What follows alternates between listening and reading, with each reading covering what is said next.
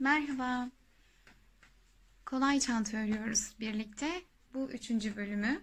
Daha önceki bölümlerin linklerini ekliyorum videoya. Dileyen oradan ulaşıp izleyebilir. Kare motif ördük 1. bölümde. 2. bölümde altıgen motif ördük. Şimdi bütün parçalarımız bitti. Bu aşamada size nasıl birleştireceğinizi göstereceğim. Bu videoda dikerek birleştirmeyi göstereceğim.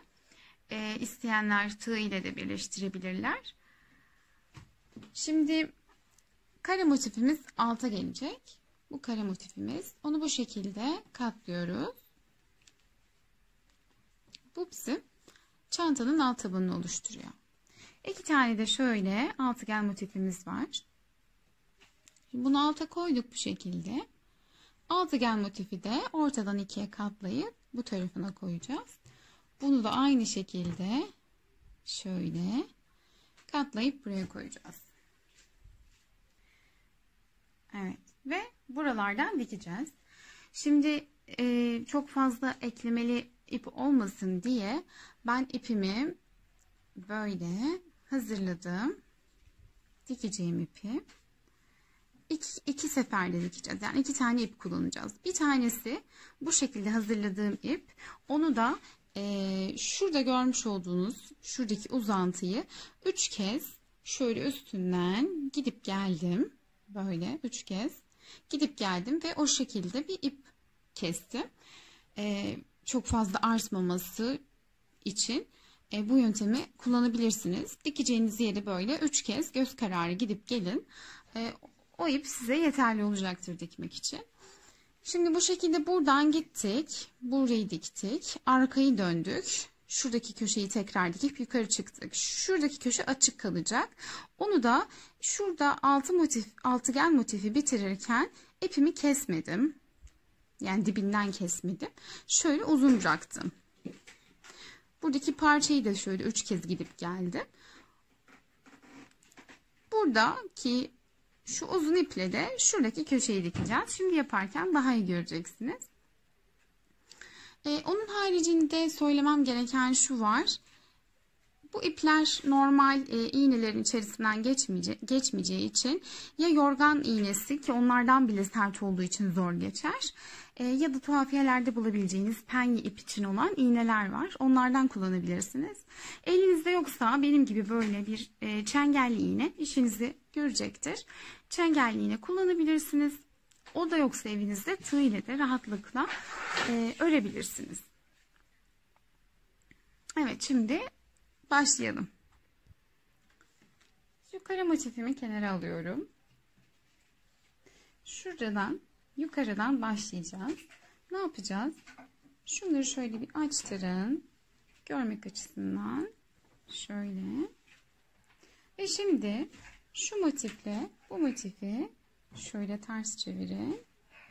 Şimdi şu ipli olan altıgen motifimiz, üzerinde ip bıraktığımız bu tarafa gelecek.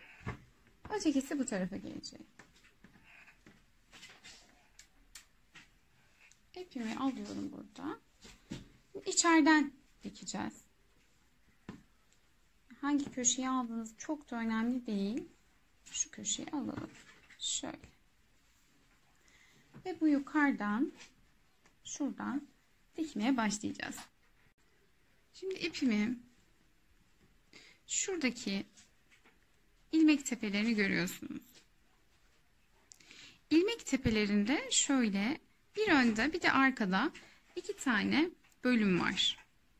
Şöyle V şeklinde. Biz sadece şu arkada kalan yerleri kullanacağız birleştirirken. Sadece arka yerlerine gireceğiz. Üstten arka yerine gireceğiz. Hemen yanındakine alttan gireceğiz, içeriden gireceğiz ve bu şekilde dikeceğiz. Başlayalım. Şimdi şurada 2 tane zincirimiz var. Bu ikinci zincirden başlıyoruz. Birinci zincir kalıyor. İkinci zincirin şöyle içeride kalan yerinden girdim.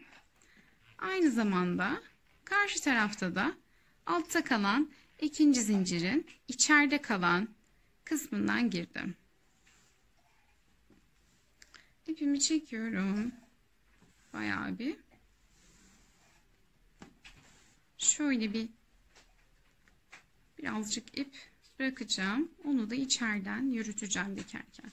Şimdi yine aynı işlemi yapacağım. İpimi karşıya alıyorum. Bunu da bırakıyorum. Bunu araya alacağım dikmek için.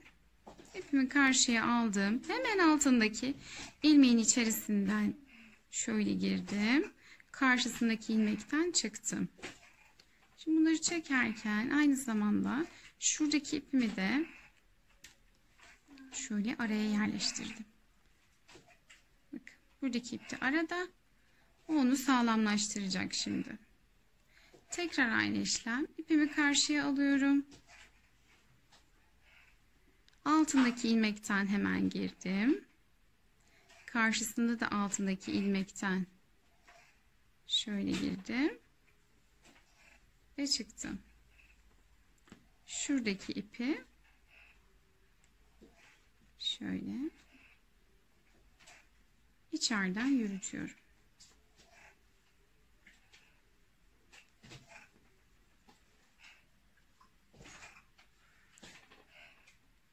Şöyle.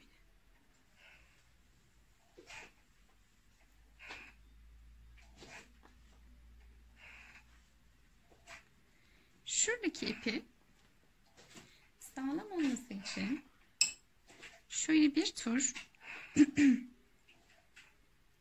şuradan şöyle düğüm attırabilirsiniz.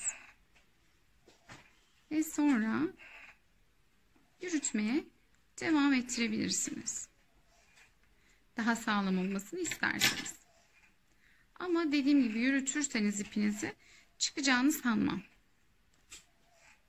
Altındaki ilmeklerden devam ediyorsunuz. Buradaki ipi de unutmayın yürütmeyi.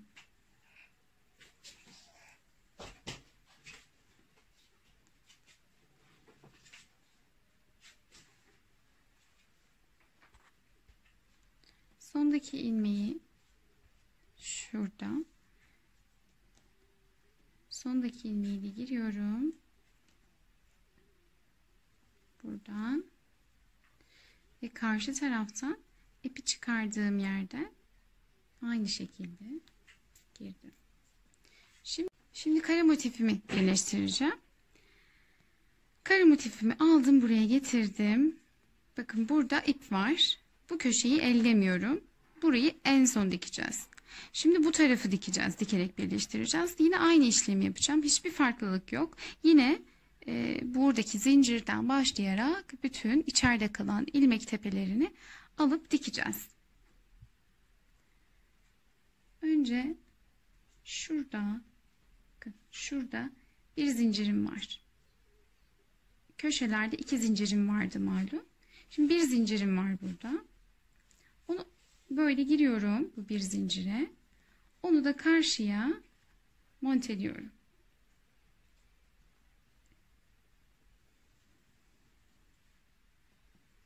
Şimdi bu bir zinciri de monteledim ben. Tekrar karşıya geçtim.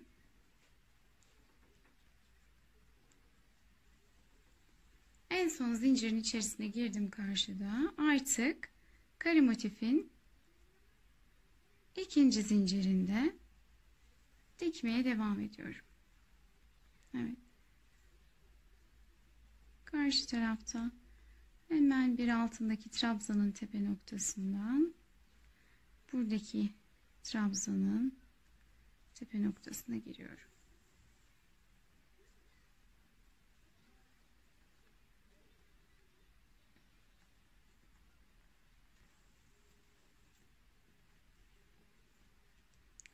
Burada hata yapmamak için tek tek de girebilirsiniz. Bazen ilmek unutulabiliyor ve sonra sökmek zorunda kalıyorsunuz. Böyle tek tek ilmek tepelerinden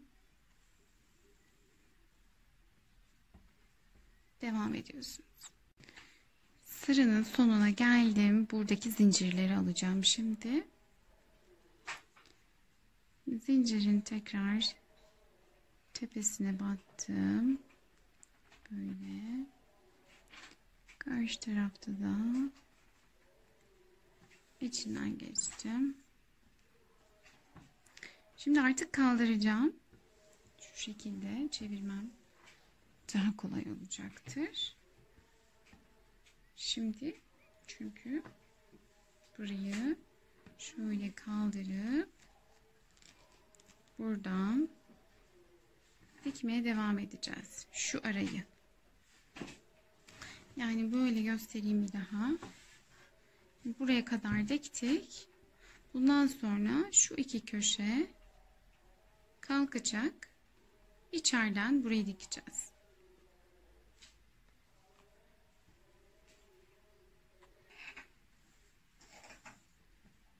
10 zinciri de girdim. Şimdi kaldırıyorum artık. Buradaki ipi de yürüteceğim.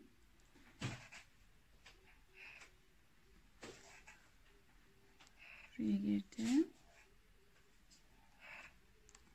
Sonra şu tarafa giriyorum. Şimdi bu iki ipim benim karşılıklı denk geldiler. Bitirdiğim ipler.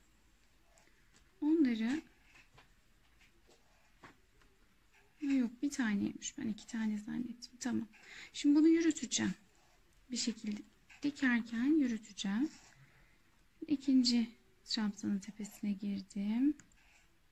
Bu da trabzanın diğer tepesi. Bu ipi de arada, bakın araya alıyorum hep. Ve yürütüyorum arada.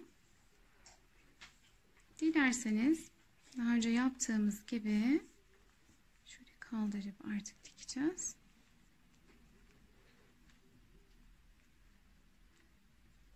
Dilerseniz bunu burada düğüm yapabilirsiniz. Yapalım bir tane düğüm. Daha önce gösterdiğim şekilde.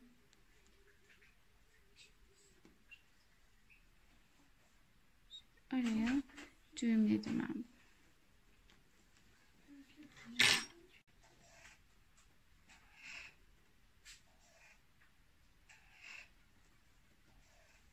Bu şekilde bir buradan bir buradan dikmeye devam. Sıranın sonuna kadar. Şimdi sıranın sonuna kadar geldim. Daha zincirlere girmedim. Bakın böyle katlayarak birleştirdim. Şu kısmı ve arka kısmı dikerek birleştirdik. Şimdi karşıda kalan altıgen parçanın şöyle şurayı katladım. Şu kısmı dikeceğiz. Burası dediğim gibi kalacak. Onu da arkadan alıp buraya kadar getireceğiz. Şimdi ne yapıyorum? Şuradaki birer zincire, şimdi bir zincire girdim. İçeride kalan şöyle bir zincire girdim.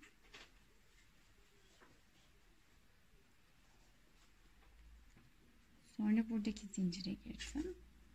Karenin, alttaki karenin sadece bir zincirini kullanacağız. İkinci zinciri karşı tarafın şu alt parçasını örerken kullanacağız. Bitirme yeri olacak orası. Şimdi direkt yukarıya doğru çıkıyorum. Şuradaki ikinci zincire giriyorum.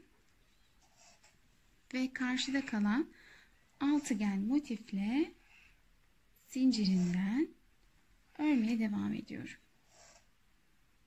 İkinci. Şimdi trabzana geçtim. Trabzana girdim. Bu şekilde.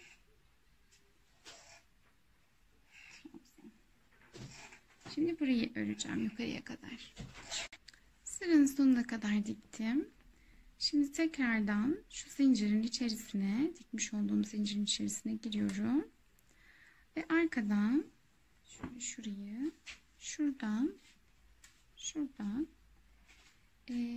birkaç sıra yediriyorum ipimi. Şöyle içeriye doğru.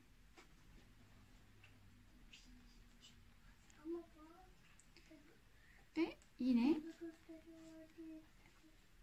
şuradan bir tane daha yürüteyim.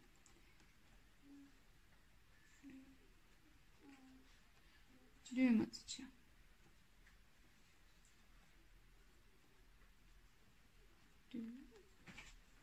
Ve yürütmeye devam edeceğim. Bu işlemi tığla yapacağım daha kolay olması açısından. İpimi şöyle yana doğru yürütüyorum.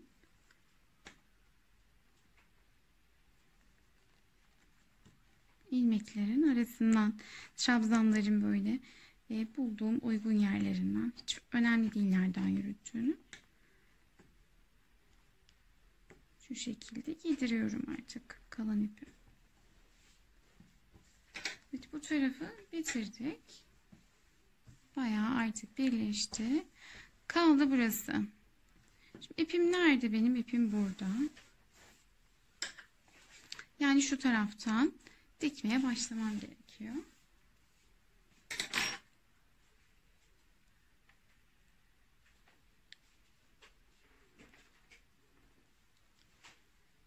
Bakalım burada ne kalmıştı? Şurada benim ipim. Burada birer zincirler var. Şimdi şuradaki zincirimin, kare motifteki zincirimin içeride kalan kısmından başlıyorum geçirmeye.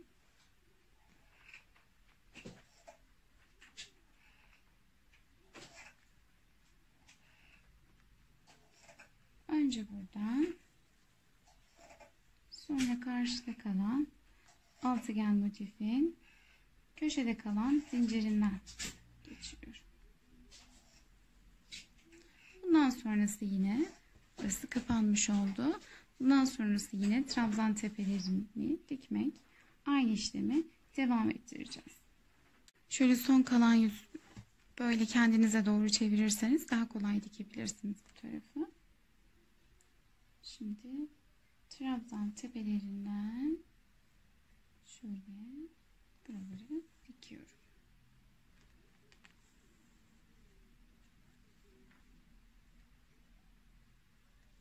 Bir buradan, bir buradan.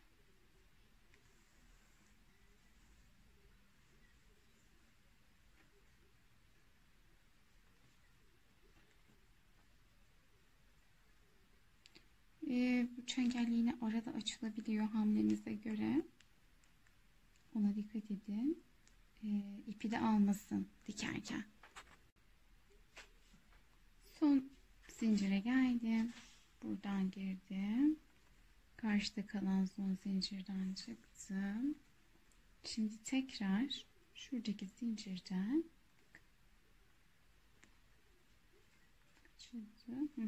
şuradaki zincirden giriyorum tekrar ve ipimi içeriye doğru çekiyorum. Bir dakika.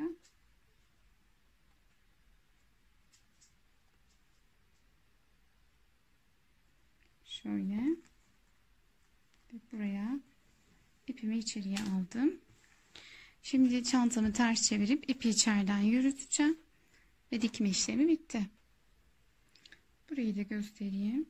Şöyle yine rastgele ilmeklerin içerisinden ipinizi geçiriyorsunuz ve ipiniz kısalmaya başladığında bir düğüm atıyorsunuz.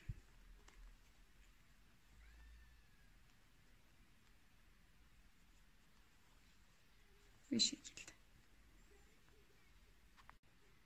Şimdi saplarını takalım. Pembe Hobby'den aldığım şöyle bir deri aparat var. Çok basit takması. Size uygulamalı olarak göstereceğim. Çantanın en üstüne şöyle şuradan, şu delikten şunu geçiriyorsunuz. Buradan çıkardınız. Delikler var. Deliklerin ikisinden de aparatı geçiriyorsunuz. Arkadan şöyle yuvarlağı var. İsterseniz bunu da öne takabilirsiniz gerçi. Bunu öne takalım. Bu aparatı şöyle arkadan geçirelim. Çünkü bu daha böyle yuvarlak. Böyle önde gayet hoş duracak. Şimdi bunu alıyorsunuz. Şuraya bastırıyorsunuz. Bu buraya geçirilmiş oldu. Bütün hepsini aynı şekilde geçireceğiz.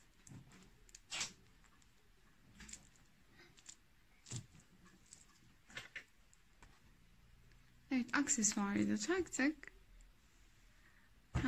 Çantamız hazır. İsteyen içerisine şu büzgül astarlardan örebilir. Ben de bir video çekmeyi planlıyorum bununla ilgili. Ama bu şekilde de rahatlıkla kullanılabilir. Çok geniş, çok güzel bir çanta. Resmini kapak fotoğrafı yapacağım. Videonun başına göreceksiniz. Örecek olanlar varsa onlara kolaylıklar diliyorum.